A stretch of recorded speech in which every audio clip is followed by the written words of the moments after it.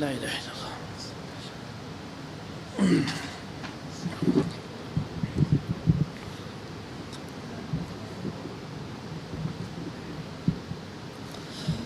إن الحمد لله نحمده ونستعينه ونستغفره ونعوذ بالله من شرور أنفسنا ومن سيئات أعمالنا. من يهده الله فلا مضل له ومن يضلل فلا هادي له، وأشهد أن لا إله إلا الله وحده لا شريك له، وأشهد أن محمدًا عبده ورسوله. أما بعد، فإن خير الكلام كلام الله، وخير الهدي هدي محمد صلى الله عليه وآله وسلم، وشر الأمور محدثاتها، وكل محدثة بدعة، وكل بدعة ضلالة، وكل ضلالة في النار. خۆشەویستان، هەمومان کەمێکمان نەبێ خاوەنی مۆبایلین، خاوەنی ئەکاونتین، فەیسبووکمان هەیە یاخۆ شتی ترمان هەیە. هەندێک ئامۆژگاری دەکەین بۆ ئێوەی موسڵمان. ڕوو دەکەمە ئەو کەسانی کە مۆبایلیان هەیە تۆڕە کۆمەڵایەتیەکان بەکاردەهێنن، مراجعەیەکی ئەو شتانە بکەن کە بڵاوتان کردوتەوە، چاوێک بۆ شتانەدا بخشێنن کە بڵاوتان کردوتەوە هەتا خوارەوە. بۆچی؟ چونکە بزانن ئەو شتانەی کە خوا پێی خۆش نییە لە گۆرانی و لە مۆسیقا، لە قسەی نەشیاو، لە گوێندان، لە قسەی ناخۆش، هەمووی بسڕنەوە، چونکە لە ڕۆژی قیامەتە هەمووی نووسراوە لەسەرتان. ئەوەی تۆبەی لێ نەکەن و نەیسڕنەوە لە ڕۆژی قیامەتە لە ناو نامەی کردەوەکانتانە دەیبینن.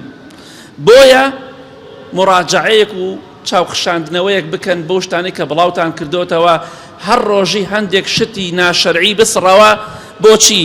چونکە وەڵڵاهی لە ڕۆژی قیامەتە کۆمەڵێک گوناه و تاوان بەرەو ڕوود دەبێتەوە خۆت ئەنجامت نەداوە. ئەزانی چی ئەو گوناه و تاوانانە؟ ئەو گوناه و تاوانانەیە کە پێڵێن شەڕی جاری، نەک سەدەقەی جاری. خێری بەردەوام نییە، شەڕی بەردەوام.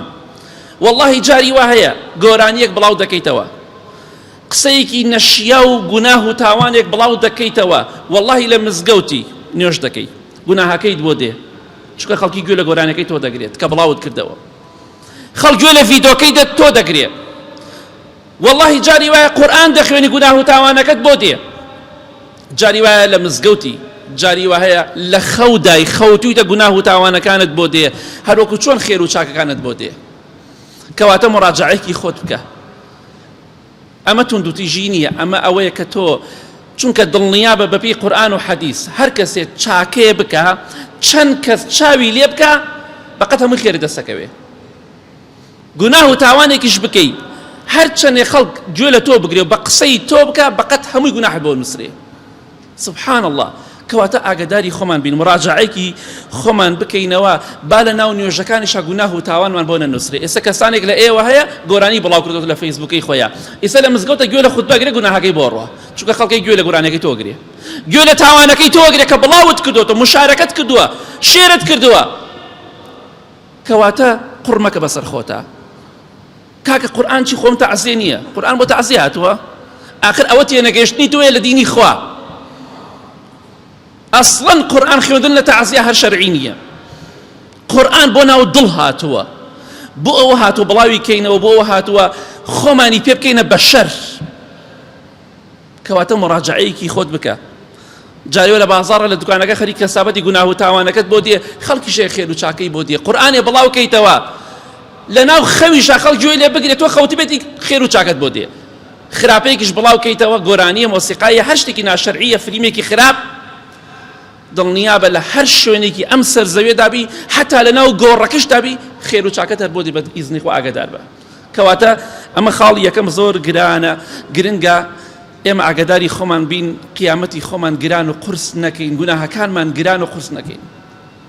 ئیمامی شاتوبی ڕەحمەتی خوای لێ بێت دەفەرمێ بەختەوەری بۆ ئەو کەسەی، خۆشبەختی بۆ ئەو کەسەی کە دەمرێت لەگەڵ مردنەکەیدا گوناه و تاوانەکانیشی دەمرێت. وەیل بۆ ئەو کەسە بێ، تیاچوون بۆ ئەو کەسە بێ کە دەمرێت گوناهەکانی لەناو گۆڕەکەیدا بۆی دێت، بەردەوام بۆی دێت، بە سەتەها ساڵ لەناو گۆڕدا عەزاب ئەدرێت، چونکە گوناه و تاوانێکی لە دوای خۆی بەجێهێڵا. بەڵێ خۆشەویستان، پیاوێک دەڵێ چوون بە دوکانی گەنجێک، پیاوەکە خراپ بوو گەنجەکە. ئەم گەنجە کاتی خۆی DVD و CD هەبوو، فلیمی خراپ هەبوو، فلیمی خراپ بەدڕەوشتی بڵاو دەکردەوە. ئەم گەنجە ئیش و کاری ئەو بوو دەیفرۆشت. ئەڵێ ڕۆشتم بۆ دوکانەکەی بۆ ئەوی فلیمانە بکڕم، کابراوتی لێرە نەماوە، وتی لێرە نەما، وتم لەکوێ؟ وتی با بتمە بۆ ئەو شوێنێ ئەو گەنجەی لێیە. وتی بردمی بۆ سەر گۆڕەکەی، وتی ئەوە گۆڕەکەیەتی.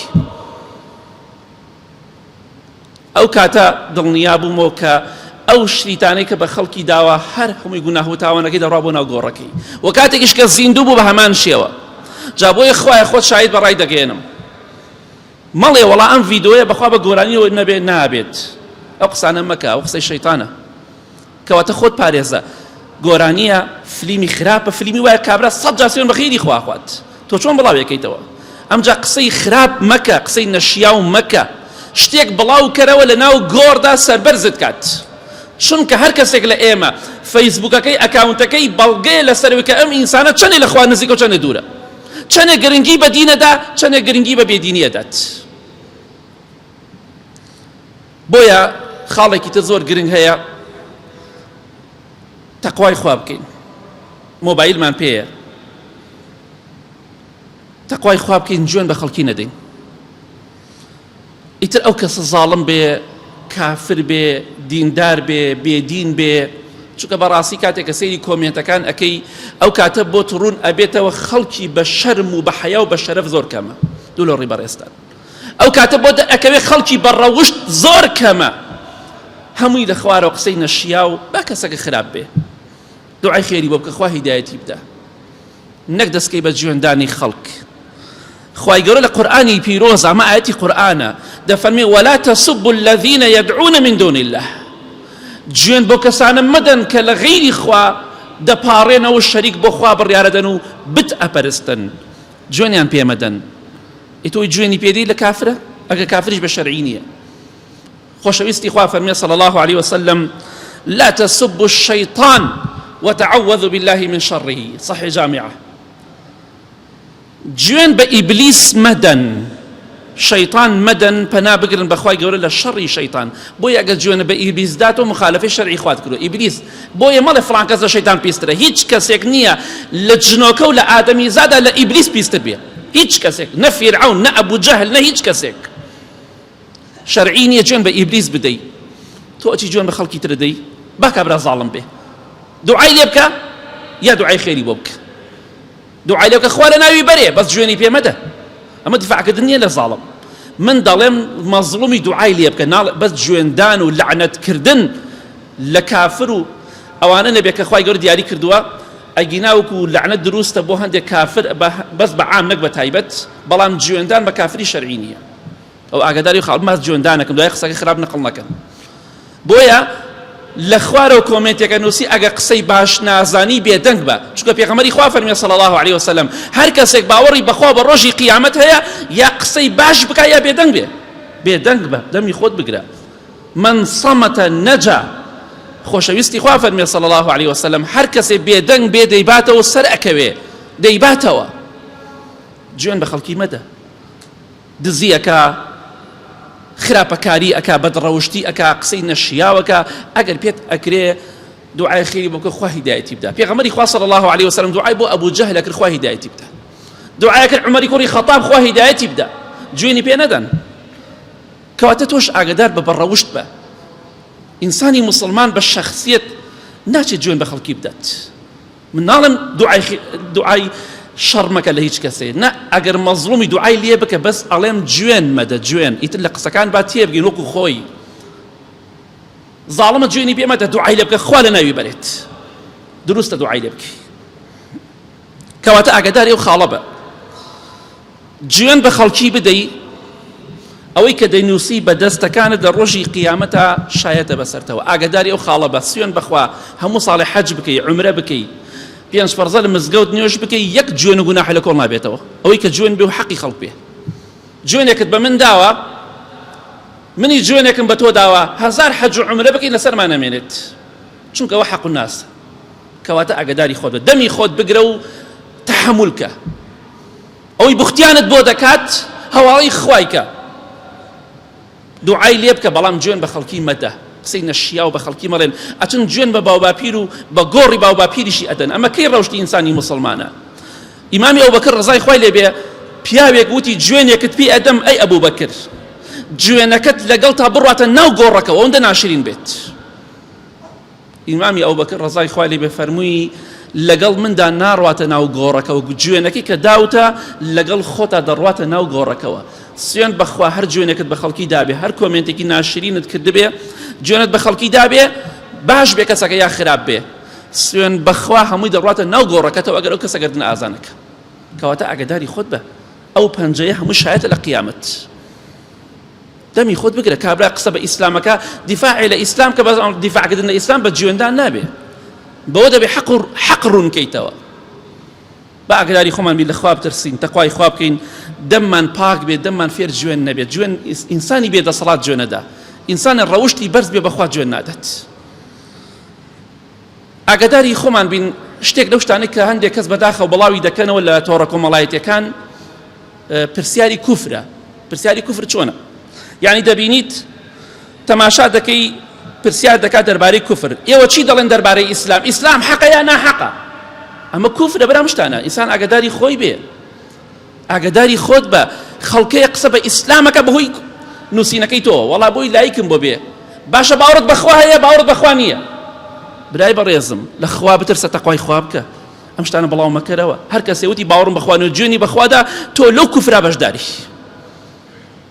باوەڕت بە ئیسلام هەیە، باوەڕت بە قورئان هەیە، بۆ ئەم پرسیارانە دەکەی، بەس بۆی تۆزە لایکت بۆ بێ، ئەی فاشل، ئەی دۆڕاو، ئەی نازانی هەرچی کراوە لە خوارەوە هەر هەموو گوناه و تاوانەکان بۆ تۆیە.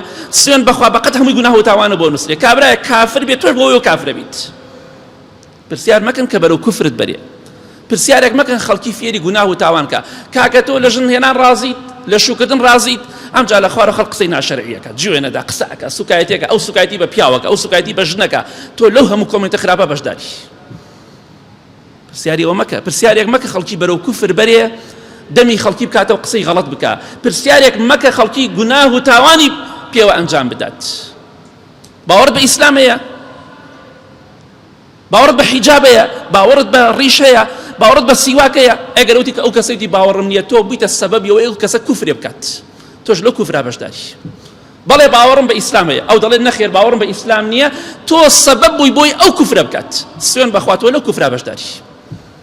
کەواتە ئاگاداری خۆمان بین، بۆ لایک و کۆمنت، بۆ هەڵسانەوەی پیج و فەیسبوک و تیکتۆک خەڵکی بەرەو کوفر و بێباوەڕی مەبە. شتێک مەکە کە بەرەو کوفر و خراپە و گوناه و تاوان و جوێنیان بەرێت. بەڵێ بەداخەوە کەسانێکی تر هەیە ئابە و شێوەیە بەهۆی تۆڕە کۆمەڵایەتەکانەوە قیامەتی خۆیان پوچ کردووە. پوچ مایە پوچن. پێغەمبەری خوا صلی الله علیه وسلم بە سەحابەکانی فەرموو ئەزانن موفلیس کێیە، کێ موفلیسە ئیفلاسی هێناوە، کێ مایە پوچە؟ فەرمی ئیفلاس، ئەو کەسە ئیفلاسی هێناوە موفلیس و مایە پوچە لە ئومەتەکەی من، ئومەتی منە، موسڵمانە. لە ڕۆژی قیامەتا دێ پێغەمبەری خوا فەرمێ صلی الله علیه وسلم نوێژی پێیە، ڕۆژووی پێیە، زەکاتی پێیە، بەڵام موفلیسە. بۆ نوێژی کردووە، ڕۆژووی گرتووە، زەکاتیشی داوە، خێر و چاکیشی کردووە. لە ڕۆژی قیامەتا دای ئەنیشێنن هەر کەسێک لە دنیادا زوڵمی لێ کردووە، دێ ئەو کەسەی کە زوڵمی لێ کراوە دێ حەقەکەی لە چاکەکانی هەڵەگرێت. جوێنی بە فڵان کەس داوە، بڕۆن لە چاکانی بدەن فڵان کەس چکە جوێنی پێداوە. ئەو جوێنانەی کە لە کۆمنتە نووسیوتە هەمووی لە ڕۆژی قیامەتە لە نوێژ و ڕۆژ و عیبادەتەکانت دەرەکرێت دەرەوە. ئەدرێ بۆ کەسێک کە جوێنت پێداوە، چونکە خوای گەورە لە حەدیثێکی صحیحدا دەفەرمێ قودوسی سوێن بە گەورەی و دەسەڵاتی خۆم، هەر کەسێک جەهەنمی بێ حەقی لای کەسێکی بەهەشتی هەبێ، ئەو حەقە لە بەهەشتی ئەسێنمەوە. ئەوە عەدالەتی خوای گەورەیە. سوێن بەخوا جوێنت بە جەهەنمیەکدا بێ، خوا تۆڵەت لێ نەکاتەوە ناڕۆیتە بەهەشتەوە. زڵم لە جەهەنەمیە کردبێ لە دژمنێکی خوا کردبێ خوا تۆڵەت لێ ئەکاتەوە ئەگەر بەهەشتیش بیت ئەمە وعدی خوایە سوێنی خوای گەورەیە دەی فڵان کەس جوێنی بە فڵان کەس داوە بوختیانی بۆ فڵان کەس کردووە تۆمەتی زینای داوەتە پاڵ فڵان کەس زڵمی لە فڵان کەس کردووە هەموویان دێن چاکە ئەبن چاکە ئەبن چاکە ئەبن پێغەمبەری خوا فەرمێ صلی الله عليه وسلم ئەم مفلیسە چاکەی نامێنێ نوێژی نەما ڕۆژووی نەما عیبادەتی نەما سەدەقە و خێری نەما زەکاتی نەما هیچ مایە پوچ بووە چونکە ئەوەنەی زڵم کردووە ئەوەنەی جوێن بە خەڵکی داوە ئەوەنەی بوختیان بۆ خەڵکی کردووە هیچی نەما ئەمجا پێغەمبەری خوا دەفەرمێ صلی الله عليه وسلم ئەگەر چاکەکانی تەواو بوو بەشی مەزلومەکانی نەکرد ئەو خەڵکی کە حەقی لایەتی ئەمجا گوناه و تاوانی ئەوان دەهێنن دەیخەنە سەر گوناه و تاوانەکانی ئەم قورق ئەکا بەسەر خۆیە ئەمجا پێغەمبەری خوا دەفەرمێ صلی الله عليه وسلم فڕێی ئەدەن ناو ئاگری دۆزەخەوە نوێژەکانی ڕۆ بۆ خەڵک تۆ ئەم ئیساعەتی بۆ مزگەوت خێرەکەی مەنێرە بۆ خەڵک مەینێرە بۆ من بۆ خۆت پێویستت پێیەتی یا ربی خوا لە گوناهەکانمان خۆش بی لە گوناهی دایک و باوک و مردوەکانمان خۆش بی خوا زمانمان لە شەڕ و خراپە و جوێندان بەدوورکە یا رب العالمین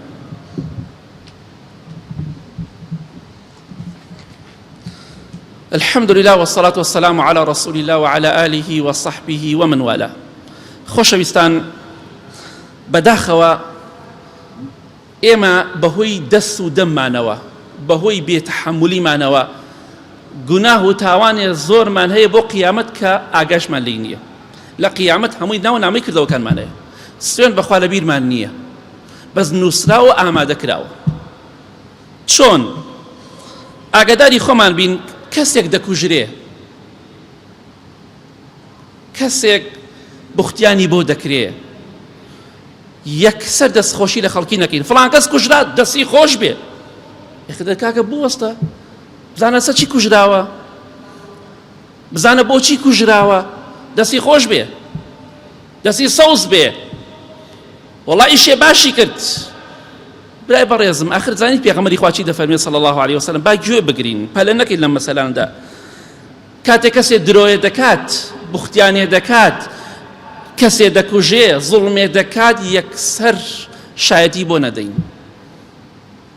کابرا لەسەر فڵان شت کوژرا دوای هەفتەیە مانگی دەرەکەی لەسەر مەسەلە نەبووە تۆش تاوانەکە بۆ نووسرا تازە لەسەرش لا ناچێ قەرزاری ئەو مردووە بووی بۆ قیامەتت قوڕت کرد بەسەر خۆتا تازە نەماگەردنت ئازاکە خەڵکێ چەند کەس ئیعدام کراوە دوای ئیعدامەکە سەکەن بێتاوانە ڕەمی کراوە بێتاوانە 20 ساڵ 30 ساڵ سجن کراوە سەیەکەن دوای بێتاوانە و یەک تاوانێکی لەسەر نییە هەر لەم زوڵمی لەکراوە کەواتە ئاگاداری خۆت بە لە فڵان کەس کوژرا یەکسەر دەستخۆشی لە خەڵک مەکە ئاگاداری خۆمان بین بوختیان دەکرێ مەلایەک مامۆستایەک هەر کەسێکی تر بوختیانێ دەکا بۆ کەسانێک یەکسەر تۆ مەڵێ مامۆستای حەق بێش حەق بوختیان حەق نییە خۆتان باش ئەزان لە مزگەوتە الحەمدوللا دەیەها جار باسی تیرۆرستەکانمان کرد و داعشەکانمان کردووە و هەموو جمعی بە دوعای خێرمان بۆ پێشمەرگە کردووە کەسانێک لەولاوە بوختیانمان بۆ دەکەن ئەمانە داعشن ئەگەر عالی هیدایەتی خوا لە ناوتان بەرێ حەسبونا الله ونعم الوکیل لە ڕۆژی قیامەتە بەرەو ڕوویەک دەبینەوە ئێمە دروستمان کرد یا ئێوەی توندڕەو واللهی خۆتان باش دەزان ئێمە چەند دژی توندڕەوی بووینە هەر کەسێکیش بوختیانمان بۆ دەکا هەڵیگرین بۆ قیامەت هەواڵی خوایەکەین جوێن بە هیچ کەسێک نادەین ئەوەی ئەگەر زۆریش زوڵمی لێماکە دوعای لێ دەکەین بەڵام جوێن بە هیچ کەسێک نادەین خوای گەورە بە عەدلی خۆی محاسبەیان کە ئەو کەسانەی بوختیان دەکەن نەک بە ڕەحمەتی خۆی پێغەمبەری خوا دەفەرمێ صلی الله عليه وسلم گوێ لەم حەدیسە بگرن بۆ ئەو کەسانی کە دەستخۆشی لە قاتیلەکان دەکەن لە بوختیانچیەکان دەکەن لە زاڵمەکان دەکەن لە خراپەکارەکان دەکەن گوێ بگرن خۆشەویستی خوا فەرمێ صلی الله عليه وسلم إذا عملت الخطيئة في الأرض كان من شهدها فأنكرها فكرهها كمن غاب عنها ومن غاب عنها فرضيها كان كمن شهدها هر کەسێک لەسەر زەویە گوناه و تاوان کرا لە هەر شوێنێکی ئەم سەر زەویە نەک لە شارەکەی خۆت نەک لە وڵاتەکەی خۆت لە وڵاتێکی تر لە شارێکی تر لە ئەمریکا لە بەریتانیا لە ئەڵمانیا لە رووسیا لە ئێران لە عێراق لە تورکیا لە هەر شارێک تاوان و گوناهێک کرا ناحەقیە کرا ئەو کەسەی پێغەمبەری خوا دەفەرمێ صلی الله عليه وسلم لەو شوێنە حازر بێ کە تاوانەکەی تیاکرا بۆ نمونە بەرچاوی تۆ کەسێک دەکوژرێ بە زوڵمی دەکراوە کەسێک بەرچاو تۆ کوژرا بەڵام تۆ دەستت یانێ بەس بینیتە بە بەرچاو تۆ خراپەیەکرا پێغەمبەری خوا دەفەرمێ صلی الله عليه وسلم ئەو کەسەی لەو شوێنە ئامادە بووە گوناه و تاوانەکەی تیاکراوە ئامادەی لەو شوێنە بەڵام ئینکاریەکە پێشی ناخۆشە هەم ئینکاری ئەو تاوانە دەکات و هەم پێشی ناخۆشە ئەفەرمێ کەمن غاب عنها وەکو وای لەو شوێنە هەر نەبێت چونکە ئینکاریت کرد پێت خۆش نەبوو و دەفەرمێ ئەو کەسەی حازر نییە لەو شوێنە گوناه و تاوانەکە دەکرێت بەڵام ڕازیە بە گوناه و تاوانەکە بەڵێ دەستخۆش شێر پاڵەوان وەکو ئەو کەسە وایە کە ئامادەی ئەو خوێن ڕشت نەبێ ئەو تاوانە بێ ئەو گوناهە بێت سوێن بەخوا ئێستا ئەمڕۆ لە شارێکی دوور لە وڵاتێکی دوور کەسێ بکوژرێ تۆ لەرەو دەستخۆشی بکەیت تۆ لەو تاوانە بەشداری جا بزان چەندێک قوربان کردو بەسەر خۆمانە بزانێت چیمان کردووە هەموو ڕۆژێ دەستخۆشی لە خەڵکەکەین بوختیانەکە دەستخۆشی لێکەین زوڵمەکە دەستخۆشی لێکەین خەڵکە کوژێ دەستخۆشی لێکەین بەڵام ئاگامان لەوە نیە ئێمە لەو قەتڵە لەو بوختیانە لەو درۆیەدا لەو زینایەدا لەو زوڵمەدا ئێمە بەشدارین پێتان خۆشە بەشدار بن دەی وەڵڵاهی ئەگەر ئینسان لە ئەمڕۆ نەگۆڕێ ئیتر تەواو کەواتە خێریتیان نەماوە تۆ هەر بڵێ خوا غەفور و ڕەحیمە خوا غەفور و ڕەحیمە بەڵام لە حەقی خەڵک خۆش نابێت بەرخاتی تۆ زۆر زەحمەتە ئیلا مەگەر خوا ڕەحم کاتێت ئەگینا حەقی خەڵک دینارێک لەسەر لا ناچێ جوێنێکت لەسەر لا ناچێ سوێن بەخوا کەواتە ئەگەر کەسێک تاوان و گوناهەکرێ ڕۆژانە خەڵک دەکوژرێ زوڵم لە خەڵکی دەکرێ بوختیان بۆ خەڵکی دەکرێت تۆ یەکسەر ماڵێ دەستخۆشی مەکە هیچ ماڵێ دەمی خۆت بگرە چونکە تۆ ئاگات لە وەزعی ئەم کەسە نیە ئەو کەسە کوژراون کە دوای کوشتنەکەی ناوەکەی بیستووە حەقت چێ بەسەریەوە دوای کوشتنەکەی ناویت بیستووە دوای کە بوختیانی بۆ کراوە ناویت بیستووە بۆ بەشداری ئەم تاوانە دەکەی حەقت چێ بەسەریەوە تاوان بارە بێ تاوانە مشکلی تۆ نییە هیچ پەیوەندێکی بە تۆ نییە دەمی خۆت بگرە بۆی بەشدار نەبیت بەڕێزان خۆشەویستان یەکێ لەو شتانەیەکی بەداخەوە لە تۆڕە کۆمەڵایەتەکان زۆرێ بینین عیب و عاری خەڵکی داناپۆشین زۆرێکمان پێغەمبەری خوا دەفەرمێ صلی الله عليه وسلم ومن ستر مسلما ستره الله يوم القيامة هەر کەسێک سەتری مسلمانێک بکە خوا لە دنیا قیامەت سەتری دەکات پێت خۆشە خوا عیبەکانت سەترکە دڵنیا بە ئەمڕۆ حەیای من دەبێ بەیانی سەری خۆشت دێ دڵنیا بە لەوە ئەمڕۆ من حەیای تۆ دەبم بەیانی سەری منیش دێت ئەو دڵنیا بە لەوە هەر لە دنیادا خوای گەورە تۆڵەمان لێ دەکاتەوە بۆیە ئاگاداری خۆمان بین خەڵکی حیا کەسێک حیای کەسێک دەبا فڵان کەس دزی کرد فڵان کەس زینای کرد فڵان کەس خراپەکاری کرد فڵان کەس خیانەتی کرد تۆ حەق نەبێت تۆ لای خۆت بیوەستێنەوە قسەی تیامەکە هیچ مەڵێ حەق نەبێ بەسەریەوە لای خۆتە سەتریکە و بڵاوی مەکەرەوە فڵان کەس حیابەری چونکە پێغەمبەری خوا دەفەرمێ صلی الله عليه وسلم ئەو کەسەی بەدوای عیب و عاری خەڵکا بگەڕێ خوای گەورە بەدوای عیب و عارەکانیا دەگەڕێ هەر کەسێکیش خوا بەدوای عیب و عاریا بگەڕێ ئەگەر لە ماڵەکەی خۆشا بێ حەیای دەبات فەسحی دەکات خەڵکی وایە بەدوای عیب و عاری خەڵکا گەڕێ نەژن حسابی بۆکە نە مناڵ حسابی بۆکە خوا لە ماڵەکەی خۆیان ناشرین و فەسحی کردووە چونکە بەدوای عیب و عاری خەڵکایە خۆش بەدوای عیب و عارەکانیا دەگەڕێ کەواتە ئاگاداری خۆت بە خەڵکێک حیای برا لە فەیسبوک ئەمڕۆ تۆڕە کۆمەڵایەتەکان شوێنی حیابردنی خەڵکە تۆ قسەی تیامەکە حەقت نەبێ بەسەریەوە کابرا نایناسی حەقت چێ بەسەریەوە ئەیشی ناسی خراپی بۆت نەبووە حەقت چێ بەسەریەوە وازی لێ بێنە قسە مەکە لەوانە دوای هەفتەی شتێتر بوترێ خۆشەویستان ئێمە زۆرمان کێشە و مەشاکیلمانەی لە ماڵەوە کەمیا زۆر ئەزانی یەکێ لە هۆکارەکان چییە یەکێ لە هۆکارەکان ئەوەی خۆمان بەدەستی خۆمان توش کێشە و مشکلە دەکەین وێنەی خۆت بڵاوەکەیتەوە ڕۆژانە هەفتانە وێنەی خۆت بڵاوەکەیتەوە کوڕەکان و کچەکانی وەستێنێ و ڕسمیانەگری بڵاوێکاتە خۆم و کوڕەکانم دوای هەفتەی ئاوەسا لە تەعزیە کوڕەکەیە ڕسمی خۆتان وێنەی خۆتان بڵاو مەکەنەوە نهێنی ژیانی خۆتان بپارێزن پێغەمبەری خوا دەفەرمێ صلی الله عليه وسلم العین حق چاوپیس نەفەس ڕاستە نەک ئەو کەسە خۆی پیاوێکی چاکە نە یا ئافرەتێکی چاکە ڕاست یعنی واتە کاریگەری هەیە ئەزانی پێغەمبەری خوا صلی الله عليه وسلم چی دەفەرمێ ئەفەرمێ لە صحیح جامع صغیر هاتووە ئەکثر من يموت من أمتي بعد قضاء الله وقدره بالعين دوای قضاء وقدر طبعا چاوپیسش بەشێکە لە قضاء وقدر زۆربەی ئومەتەکەی من واتە لە 150 بەرەو ژوور ئومەتەکەی من کە دەمرێ بە چاوپیس ئەمرێ چاوپیس ئەیمرێنێت نەفەس لێدات ڕۆسمی خۆی بەڵاوە کاتەوە لە دیارە ئاوە لە ناو سیارەیە لە ماڵ خۆیایە لە دەرەوەیە لە سەفرەی لە سیاحەتە دواییش هاواری دێڵەسێ لە کێشە مەشاکیلم هەیە دڵنیابە ئەگەر بە کێشە مەشاکیل نەجاتت بێ پاشای ئەگەر بە مردن کۆتایی پێنەیەت خۆتان بپارێزن برای بەڕێزم من ئامۆژگاریتان دەکەم ئیتر کەیفی خۆتان حەزی ڕۆژی 50 ڕەسم بڵاوکەنەوە بەس بەخوا باجەکەی ئەدەن بە قورسی باجەکەیشتان داوە بەس هەستی پێ ناکەن یەک چاوێکت لێ بدەن لە دوورەوە نەک لە شارێکی خۆ لە شارێکی چاوێکت لێ بدا مەگەر خوا ڕەحم لێ بکات پێغەمبەری خوا دەفەرمێ صلی الله عليه وسلم چاوپیس مرۆڤ دەخاتە ناو گۆڕەوە ئیتر بۆ حسابی بۆ ناکە وەڵام من ناترسم دەمەترسە مەرحەباتەکەم پێغەمبەری خوا صلی الله عليه وسلم بۆمانی باس کردووە کە ئاگامان لە خۆمان بێ سەیری ئەم شتە بکەین